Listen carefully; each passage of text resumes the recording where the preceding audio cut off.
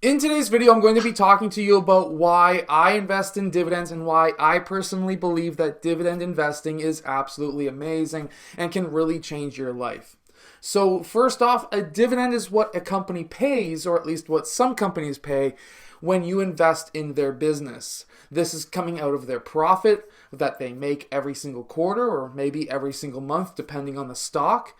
And at that point, they pay you a percentage as to what you invest. So as an example, TD Bank, I think right now is somewhere around 3.5% dividend. So if you were to put in, let's say, $1,000 and you were getting paid a 3.5% dividend, that would mean that you would make about $35 every single year from that $1,000.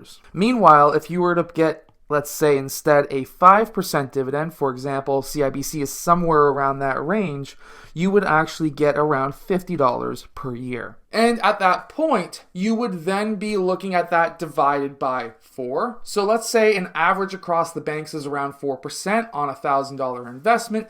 You would be getting around $40 a year, which would then equate to about $10 every 3 months. Now, when that comes around, you may be saying, wow, I'm only making $10 from that $1,000 investment. That doesn't seem like enough to me. Well, we also have to remember that the stock will probably go up about 5 to 15% every single year. That's generally the range for a Canadian bank over the past 20 to 25 years. So that's going to add another maybe $100 or so to that investment that you're making. So you could be making somewhere in that $140 to $150 range, roughly for every $1,000 that you invest. And that would be every single year. And technically it would appreciate and be more in 10 years, 15, 20 years from now. Because if this was to go up by, let's say, 10%, and now that's worth around $1,100. If that then goes up another 10% next year, now instead of you only making, or if you making $100 from that 1,000, now you're making $110. And that is absolutely amazing, and that's essentially how compounding returns work. So by the length of your investment, you could be actually making a ton in the future. Now, the reason why I personally like dividends and why I think dividend investing is one of the best ways to go is if you can get into a dividend investment strategy, whether it be stocks or ETFs or whatever, at that point, you could be looking at the ability to potentially retire early or be able to have a nice safe income so that if you were to lose your job, let's say something like what just recently happened with a virus going around the world and people losing their jobs, that could help you during those times because then you would have at least something to back up on as an income. So as an example, if you could put away, let's say 10% of your income, and let's say you make about $50,000 a year, which generally is around the average in Canada.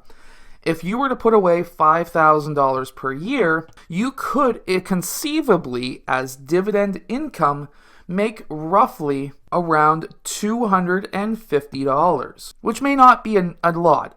Let's face it, that's not a lot of money. You cannot live off of $250 Canadian every single year. You need at least 100 times that amount to be able to live off of dividends. At the very minimum, you would need, at least most people would need at least $25,000 to live comfortably if you don't have any massive debts. And by massive debts, I mean like a house, a car, things like that. You can conceivably get by if you are just paying basically taxes on your house and, of course, food and whatever else that you need to have.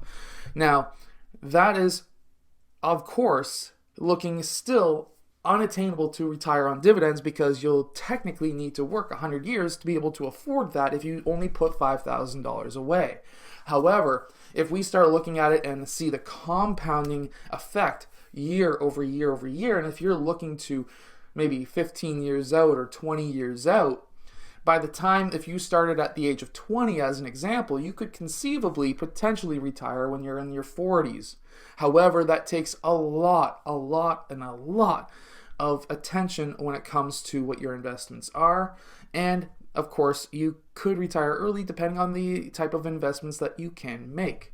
I'll give you an example. I don't just invest in dividend stocks. You've seen this on this channel where, yes, I'll talk a ton about dividend investing. It's something that I am addicted to.